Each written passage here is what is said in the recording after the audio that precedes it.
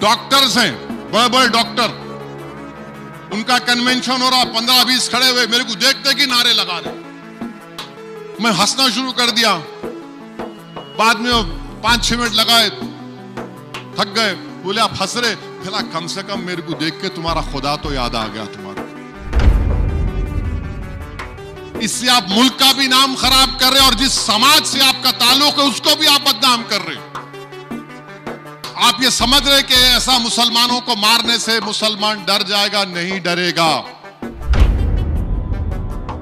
ये तुम्हारी हुकूमत का सबका साथ, सबका विश्वास है। रेडिकलाइजेशन तो तुम में हो चुका है। एक इलेक्शन जीतने के लिए तुम मुल्क को कमजोर करोगे। अब पाकिस्तान चाइना को आने की जरूरत ही नहीं है मुल्क को कमजोर करने की। सोशल फैब्रिक को तोड़ने का काम तो आप लोग कर रहे हैं।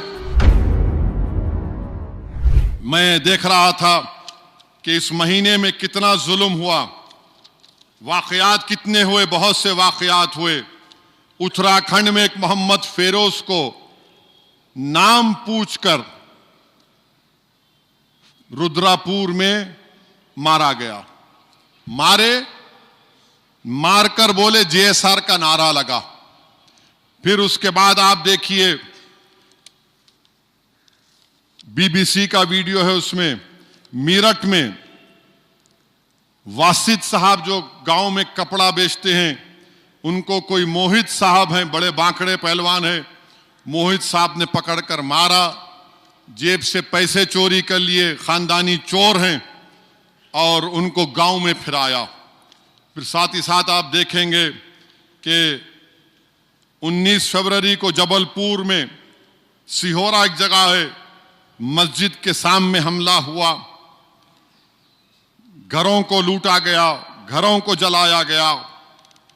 और फिर 20 फरवरी के दिन जो ठेले मंडियों को उल्टा कर दिया गया, और ट्रेन में कोई 8-10 मुसलमान खड़े हैं, नारे लगा रहे, आप नारे लगा रहे, समझ में नहीं आता।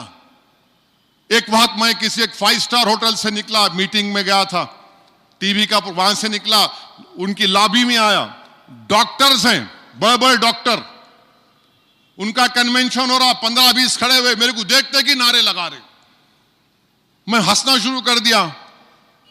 बाद में 5-6 मिनट लगाए, थक गए, बोले आप हंस रहे, भला कम से कम मेरे को देख के तुम्हारा खुदा तो याद आ गया तुम्हारे को। बोला हमारे में तासीर है।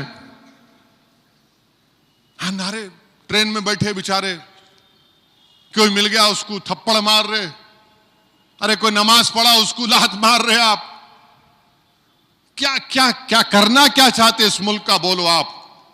इससे आप मुल्क का भी नाम खराब कर रहे और जिस समाज से आपका ताल्लुक है उसको भी आप बदनाम कर रहे। आप ये समझ रहे कि ऐसा मुसलमानों को मारने से मुसलमान डर जाएगा? नहीं डरेगा,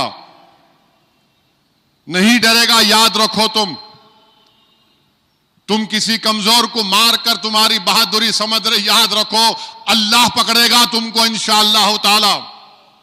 जब कुरान में अल्लाह ने कह दिया कि फिरौन को पकड़ेंगे, कुरान में अल्लाह ने फरमा दिया 2-2 बार पकड़ेंगे, एक जमीन में और फिर जहन्नम की आग में डालकर, अल्लाह पकड़ेगा तुमको इंशाअल्लाह ताला। तुम मुल्क को बदनाम कर रहे, तुम समाज को बदनाम कर रहे।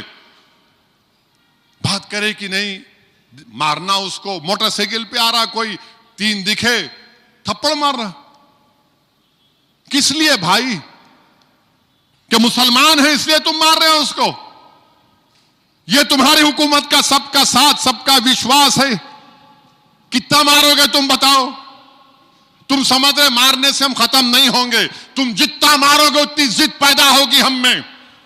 आज मार खाएंगे, कल तुम्हारा हाथ पकड़ लेंगे, याद रखो इंशाअल्लाह। तुम अगर कमजोर, तादाद को देखकर कमजोर समझ रहे, याद रखो तादाद को देखकर कमजोरी मत समझो। रेडिकलाइजेशन तो तुम में हो चुका है। कोई आसाम का मुख्यमंत्री बोलता है वो क्या ऑटो में गए तो 1 रुपया कम दे दो। कोई बोलता है कि मियां वोट नहीं डालना। अरे तुम चीफ मिनिस्टर हो, एक इलेक्शन जीतने के लिए तुम मुल्क को कमजोर करोगे। अब पाकिस्तान चाइना को आने की जरूरत ही नहीं है मुल्क को कमजोर करने की।